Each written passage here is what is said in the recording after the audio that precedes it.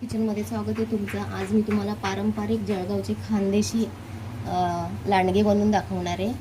त्याच्यासाठी मी हे गव्हाचं पीठ घट्ट मळून घेतलेलं आहे. याच्यामध्ये हळद टाकते, ओवा टाकलं आहे, तेल टाकलं आहे आणि 1 वाटी मोठी पीठ घेतलेलं आहे. तेव्हा मी हे असं घट्ट मळून घेतलेलं आहे. आता याच्यासाठी लागणारं साहित्य मी सगळी मिक्स डाळ घेतलेली आहे. मटकीची डाळ, तुरीची डाळ, चण्याची डाळ, मूग डाळ, हिरवी मूग डाळ, उडदाची डाळ सगळ्या अशा मिक्स करून घेतलेल्या आहेत. आणि तिखट चवीप्रमाणे लागणारं साहित्य हिरव्या मिरची घेतल्या 10-15, लसणाच्या पाकळ्या घेतल्या, अद्रक घेतली, हळद, मीठ आणि कोथिंबीर.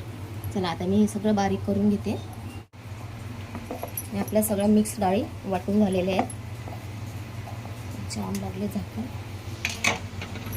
चांगलं मस्त बारीक झालेलं आहे. आता मी याला याच्यात काढते. थोडीशी मिरची राहिली आहे, याला साईडला काढून घेऊया.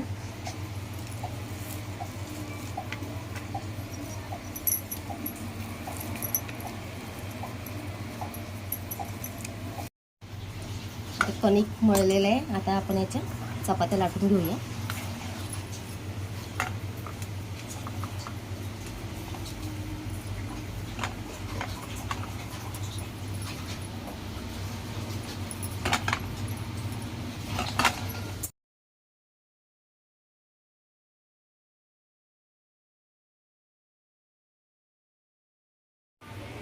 चपात्या मी लाटून घेतलेल्या आहेत.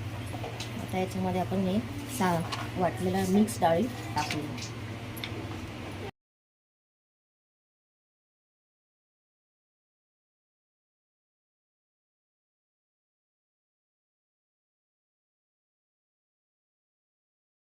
स्टीम पण तयार आहे. गॅस पास करते मी आता.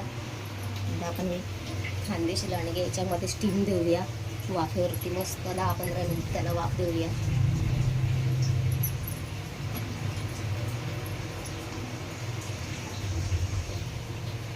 त्याच्यावर मी झाकण ठेवते. आपले 15 मिनिटं स्टीम देऊन झाले. आता झाकण खोलून बघूया आपले लांडगे कसे तयार झाले. मस्त एकदम छानपैकी स्टीम भेटली आहे. आता आपल्याला कसं बघायचं आहे, सुरीने घालून बघते. जर हा झालेलं, सुरीला काही चिटकलेलं नाही आहे. आता याला आपण काढून घेऊया. हे बघा मस्त छानपैकी झाले. कुठंच लागलेलं नाही, चिटकलेलं नाही आहे. छानपैकी निघाले ते तिघेचे तिघं. इथे मी ताट घेतलेलं आहे, याच्यामध्ये तीळ टाकलेली आहे. आता हे कोथिंबीर कापून टाकते याच्यामध्ये. आपल्याला याच्यावरती लांडगे ठेवायचे आहेत, कट करायचे आहेत.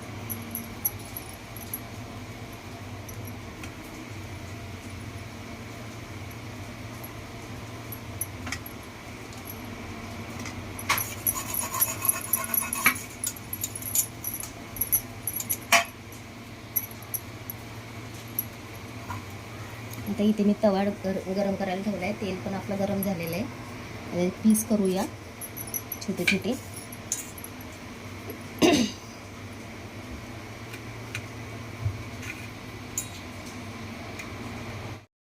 आता याच्यावर टाकूया आपण एक एक पीस.